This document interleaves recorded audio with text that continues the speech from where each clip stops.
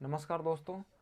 तो percentage chapter के साथ शुरू करते हैं। स्टार्टिंग करूँगा मैं क्वेश्चन के साथ, और क्वेश्चन के अंदर ही क्वेश्चन के साथ साथ ही मैं आपको कंसेप्ट समझाता चलूँगा, जो भी कंसेप्ट बनेगा उसमें। ठीक है, तो पहले के क्वेश्चन के साथ डिस्कस करेंगे।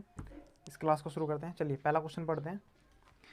पहला क्वेश्चन है, राघव अपनी आय का 80% खर्च करता है और उसकी आय में 12% की वृद्धि होती है, बचत में 10% की कमी होती है, तो उसके खर्च में कितने परसेंट की प्रतिशत वृद्धि होगी। ठीक है, तो देखिए कैसे करेंगे।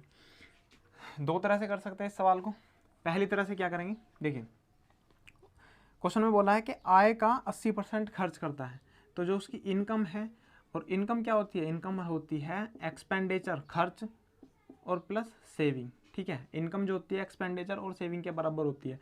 तो इनकम को आप 100 मानो, तो खर्च कितना कर रहा है वो, अपनी इनकम का 80%, तो 80 वो खर्च कर रहा है। तो बताइए बचा कितना रहा होगा, वो 20 बचा रहा होगा। ठीक है, अब नई कंडीशन में क्या बोल रहा है कि यदि उसकी आय में 12% की वृद्धि हो रही है, तो न्यू इनकम क्या होगा भाई, ये न्यू है और ये ओल्ड दे रखा था। ठीक है, तो न्यू इनकम कितनी होगी, 12% वृद्धि होने के बाद 112 हो गया।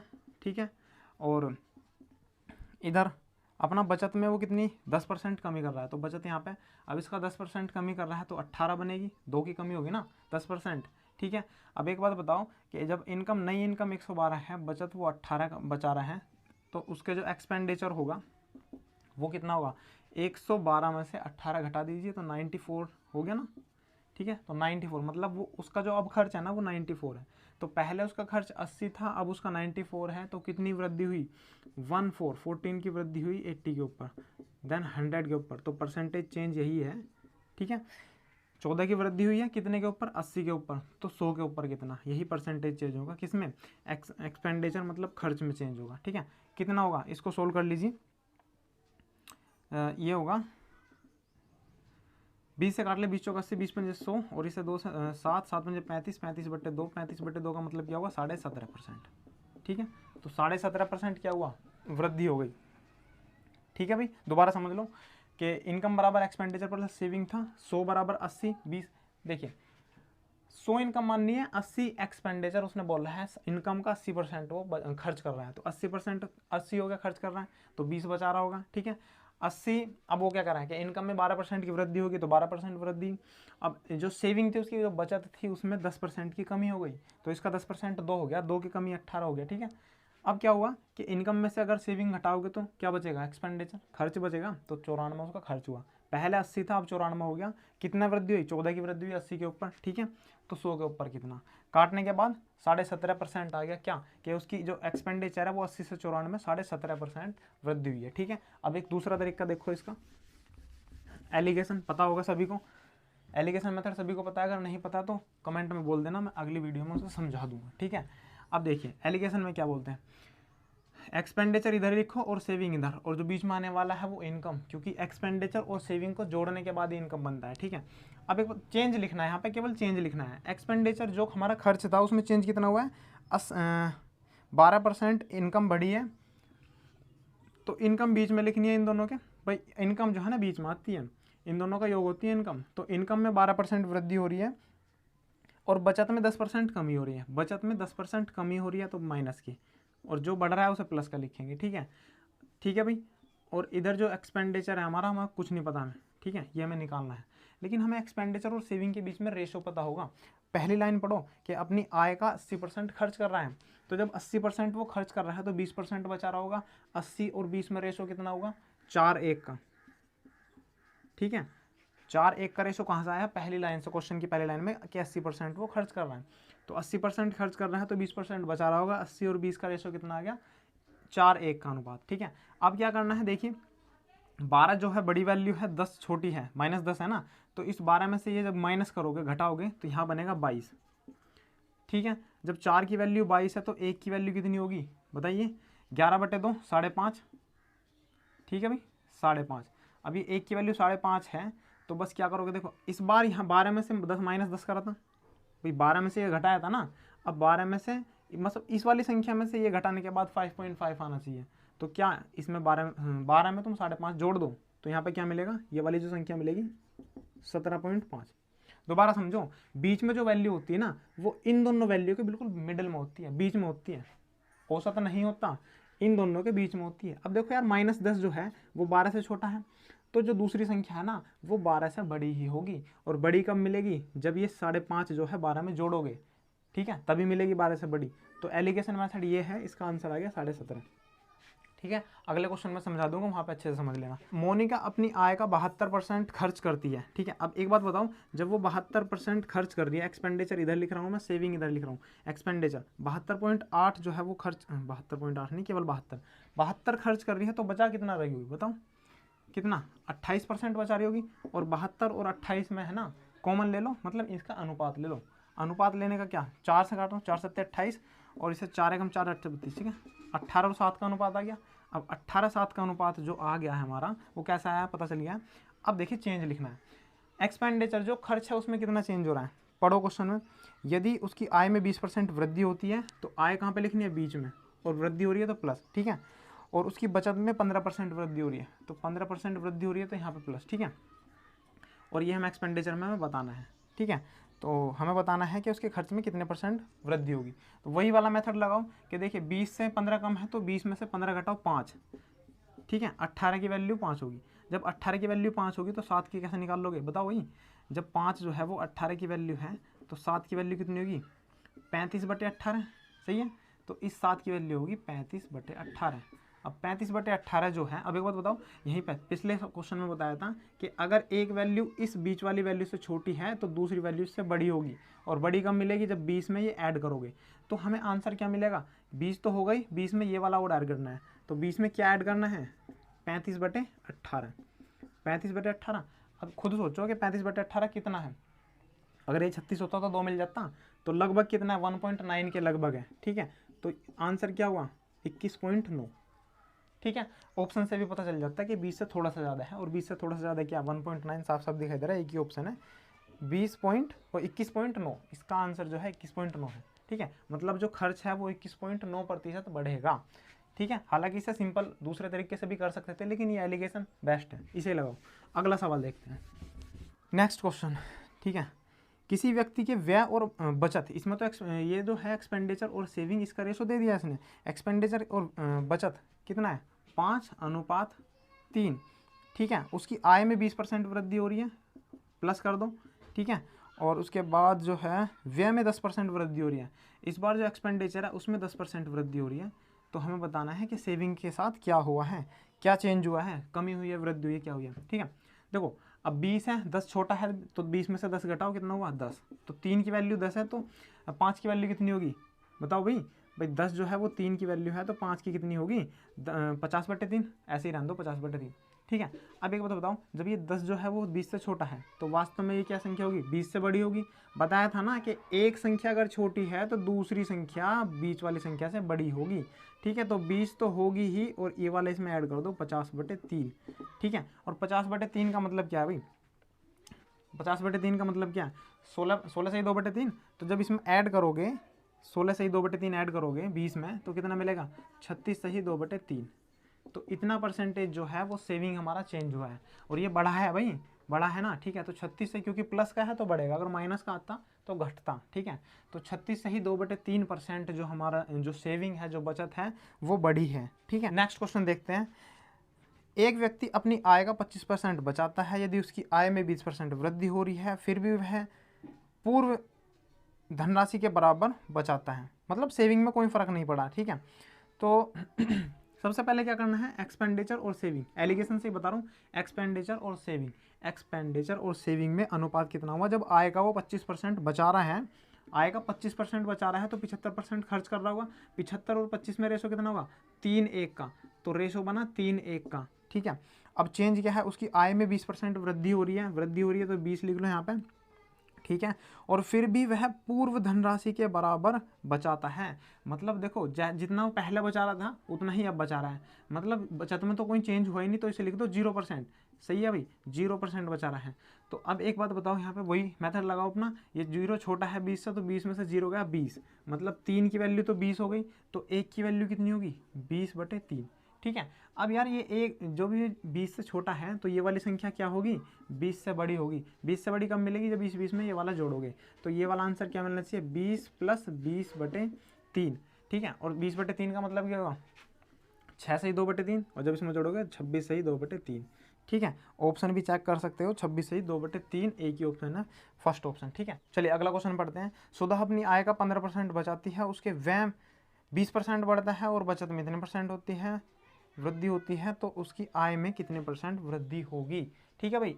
अब देखिए यहाँ पे ना आय में वृद्धि पूछ ली उसने, तो अगर एलिगेशन यूज करोगे ना, तो एलिगेशन में कहाँ बीच में आती है इनकम, तो बीच में कैसे करेंगे वो भी मैं सोल्व करके बता दूंगा, अभी एक उसका अलग ही मेथड है।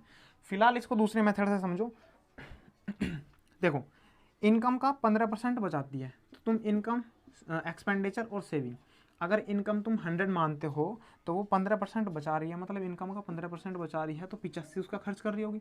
ठीक है भाई, तो ये हमने लिख दिया। अब वो क्या कह रहा है कि उसका व्यय जो है 20% बढ़ जाता है, जो उसका व्यय जो है वो 20% बढ़ जाता है। 20% का मतलब क्या है, 1/5, 1/5 का मतलब 17, तो ये जो है ना वो +17 हो गया, सही है।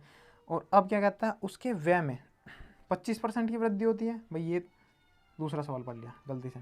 ठीक है, व्यय जो है 20% बढ़ जाता है और बचत में 60% वृद्धि होती है। अब इसका 60% की वृद्धि कितनी होगी भाई बताओ, 9 होगी। इसका 60% 9 होगा ना, 15 से 90, तो इसमें भी वृद्धि होगी, इसमें भी वृद्धि होगी। तो कुल मिलाकर बताओ यार, इनका देखो, खर्च में 17 वृद्धि, सेविंग में 9 वृद्धि, तो टोटल कुल मिलाकर कितनी वृद्धि हुई होगी इनकम में, बताओ भाई कितनी वृद्धि हुई होगी। 17 और 9 कितना हो गया, 26, तो मतलब 26 की वृद्धि होगी इसमें, मतलब जो उसकी इनकम है ना वो 26 बढ़ गई होगी। तो 26 बढ़ी है कितने के ऊपर, 100 के ऊपर, तो परसेंटेज में कितना होगा 26%।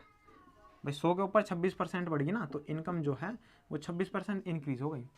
अब देखो, अगर इसी क्वेश्चन को मैं करता है एलिगेशन मेथड से, तो एक्सपेंडिचर बता रखा है ना, एक्सपेंडिचर और सेविंग। ठीक है, रेशो में अभी बताया था कितना,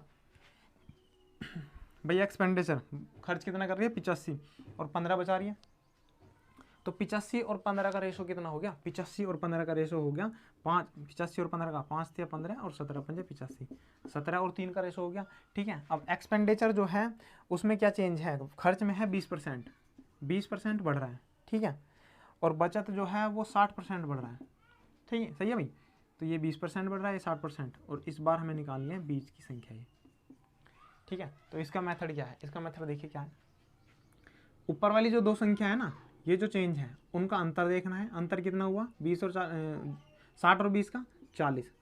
ठीक है, दोनों का अंतर देखना है, और जो रेशो है उसे जोड़ के नीचे लिखना है इसके डिनोमिनेटर में।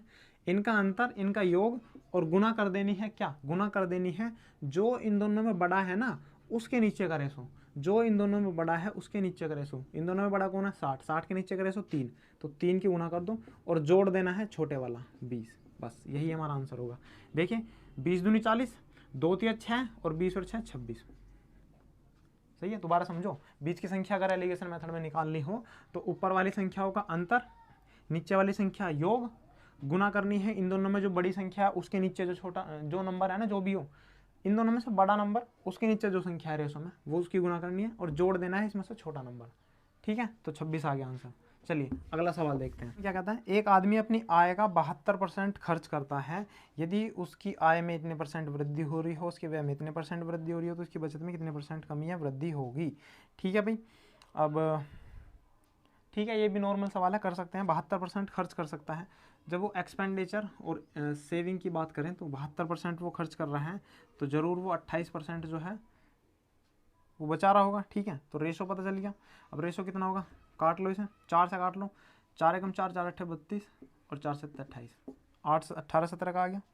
सही है, अब वो क्या कर रहा है, उसकी आय में 28% वृद्धि हो रही है, तो 28% वृद्धि उसकी इनकम में हो रही है, उसके व्यय में 25% की वृद्धि हो रही है, तो परसेंटेज बतानी है हमें उसके सेविंग का। बताओ 28 में से क्या, 28 में से 25 गए 3 बचे, तो जब 7 की वैल्यू 3 की वैल्यू 7 है तो 18 की कितनी होगी, 3/7 गुना 18, 18 दिया 54/7। ठीक है भाई, 18 की वैल्यू 54/7 होगी। तो अब यहाँ पे बताओ, जब ये कम वैल्यू है 28 से कम है तो ये 28 से ज़्यादा होगा, और 28 से ज़्यादा कब मिलेगा, जब 28 में जोड़ोगे तुम 54/7। ठीक है, अब 54/7 का मतलब क्या होगा, 28 + 7 7 49 और 5/7, तो कितना आ गया 35, सही 5/7%। ठीक है, और एक ही ऑप्शन है 35.7, यही आंसर होगा। ठीक है, सवाल में क्या है कि राजू की आय उसके खर्च से 44.44% अधिक है। अब एक बात बताओ, 44.44%, इसका मतलब क्या हुआ, 4 बाहर ले लो, गुना 11.11% और 4 गुना 11.11% का मतलब 1/9, मतलब इसका मतलब हो गया 4/9। ठीक है, समझ रहे हो। तो क्या है, अब लैंग्वेज पढ़ो इसकी। 44.44 का मतलब 4/9 है। लैंग्वेज में पढ़ो कि वो कह रहे हैं कि राजू की आय जो है उसके खर्च से 44.44% अधिक है। तो यार अगर मैं इनकम, एक्सपेंडिचर और सेविंग ये तीनों चीज़ लिख रहा हूँ, तो उसकी आय उसके खर्च से 4/9 अधिक है। मतलब अगर उसका खर्च 9 है तो उसकी इनकम जो है 9 से 4 अधिक है, मतलब 13 होगी। अब 13 इनकम है, 9 खर्च कर रहा है, तो 4 बचा रहा होगा। सुविधा के लिए एक जीरो चिपका लो इनके साथ में, ठीक है, क्योंकि परसेंटेज यूज आगे करना है जिससे कि आसान नहीं पड़े। अब आगे क्या कह रहा है सवाल में, यदि उसकी आय में 60% वृद्धि हो रही है, तो भैया 60% जब वृद्धि होगी तो 130 का 60%, 13×78, 78 बढ़ी उसकी इनकम। और आगे क्या कह रहा है, और उसके व्यय में 70% की वृद्धि हो रही है, मतलब उसके खर्च में 70% की वृद्धि हो रही है। तो प्लस 70% अगर करोगे यहाँ पे तो 9 से 63, ये बढ़ गया। जब इनकम 68 बढ़ गई और खर्च 63 बढ़ गया, तो बचत कितनी बड़ी होगी, इसमें से घटा दो 5 और 1 15। ठीक है, 15 बढ़ गई ना उसकी। भाई देखो यार, 78 बढ़ गया इनकम, खर्च बढ़ गया 63, तो सेविंग कितनी बड़ी होगी 15, इसमें से घटा दो। अब ये 15 की ही वैल्यू दे रखी है उसने 12,000 रुपये। तो जब 15 रेशो की 12,000 वैल्यू है तो एक की कितनी होगी, 15 अट्ठे 120, 800। ठीक है, तो एक रेशो की वैल्यू 800 रुपये। हमें क्या बताना है क्वेश्चन में, कि उसके प्रारंभिक व्यय और प्रारंभिक बचत इनका अंतर कितना है, 50। तो 50 रेशो कितना होगा, 8 पंजे, तब एक की वैल्यू 800 है तो 50 की वैल्यू कितनी होगी, 40,000।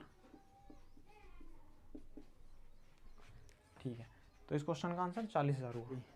एक सवाल देख रहे हैं, अच्छा सवाल है। सवाल में क्या कह रहा है कि साहिल अपनी आय का 87.5% खर्च करता है और उसकी आय में 11 से 1/9% की वृद्धि हो रही है और उसके व्यय में 14.28। देखिए क्वेश्चन आसान है, क्वेश्चन वही है, लेकिन इसमें जो पॉइंट परसेंटेज की वैल्यू है ना वो थोड़ी अच्छी तरीके से दे रखी है। तो सबसे पहले समझ लो कि ये जो 87.5% है इसको रेशो में कन्वर्ट करेंगे तो इसे लिख सकते हैं 50 + 37.5%। ठीक है, और इस 50 का मतलब 1/2 और इस 37.5% याद रखना हमेशा 3/8 होता है। जब इनका एलसीएम लेंगे तो कितना होगा, 4 + 3 7/8। ठीक है, यहाँ पे 4 बनेगा, 4 3 7, तो हम कह सकते हैं 87.5 का मतलब है 7/8। ठीक है, तो अब हम ये बना सकते हैं कि इनकम बराबर सेविंग प्लस एक्सपेंडिचर। ठीक है, अब इनकम कितनी है, वो कह रहा है कि अपनी आय का 87.5% खर्च करता है, तो अपनी आय का, ठीक है, अगर आय जो है वो 8 है तो उसमें से 7 जो है वो खर्च कर रहा है।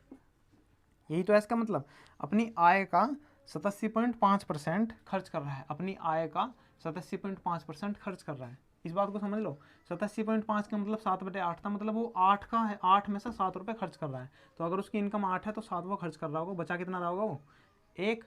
ठीक है, अब इसमें क्या करोगे, अब लास्ट में देखना है हमें कि इनकम में तो 11 से 1/9, अच्छा, तो इनकम में जो है वो 1/, देखिए एक बात और समझ लो कि 11 से ही 1/9% का मतलब क्या है, 1/9, और इधर 14.28% का मतलब है 1/7। तो जब वो इनकम में 1/9 की वृद्धि कर रहा है तो मतलब ये 9 से संख्या कटनी चाहिए। ठीक है, और बाद में क्या कर रहा है ये 1/7, हाँ, व्यय में जो एक्सपेंडिचर है उसमें 1/7, तो 7 से 7 कट रहा है तो हो जाएगा, लेकिन यहाँ पर 9 की दिक्कत है, पॉइंट में आएगा आंसर। पॉइंट से बचने के लिए सभी तरफ 9 से मल्टीप्लाई कर लो। जब 9 से मल्टीप्लाई करोगे, ठीक है, अब भी कोई फर्क नहीं पड़ रहा, अब भी वही संख्या, ठीक है, 9 से मल्टीप्लाई कर दी सभी में। ठीक है, अब देखिए क्या फ़ायदा होगा, अब उसकी इनकम जो है, इनकम 11 से 1/9% बढ़ रही है। ठीक है, तो इसका 1/9 कितना होगा, जब इसका 1/9 करेंगे तो 8 ही मिलेगा, तो कुल मिला के पता चला कि 8 बढ़ गई। ठीक है, इसका 1/9 8 हो गया। अब आगे देखो, वो बोल रहा है व्यय में 14.28 की वृद्धि हो रही है।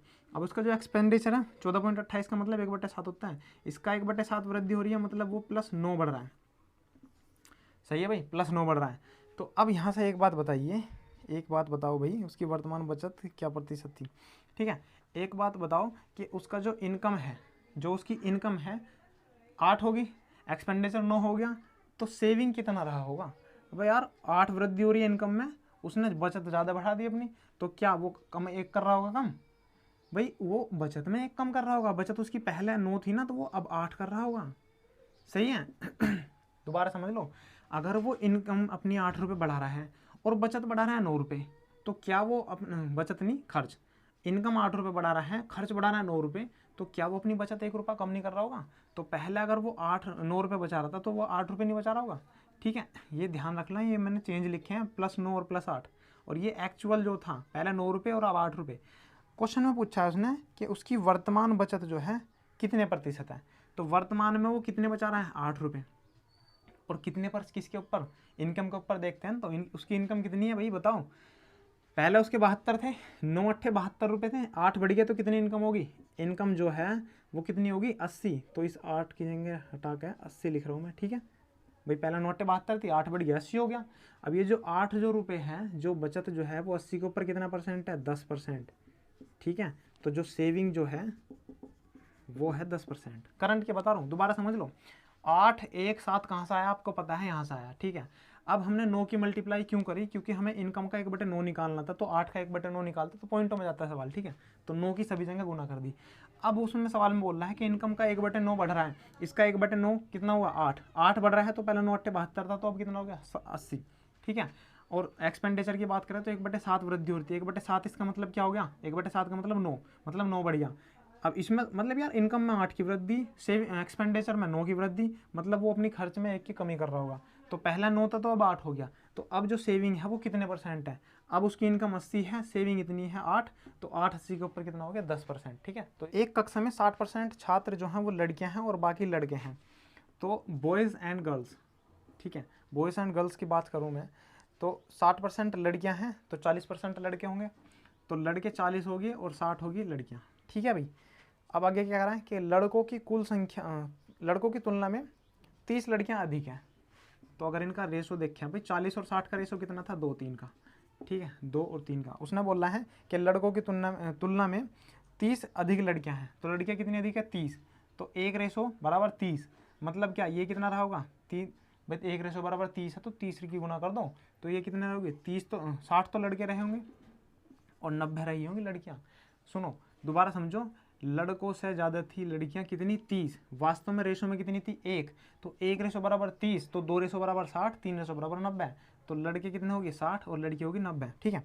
अब आगे क्वेश्चन में पढ़ते हैं कि यदि, क्वेश्चन में कहते हैं यदि 30 लड़कों सहित 68% छात्र जो है एक कक्षा में पास होते हैं, ठीक है, 68%।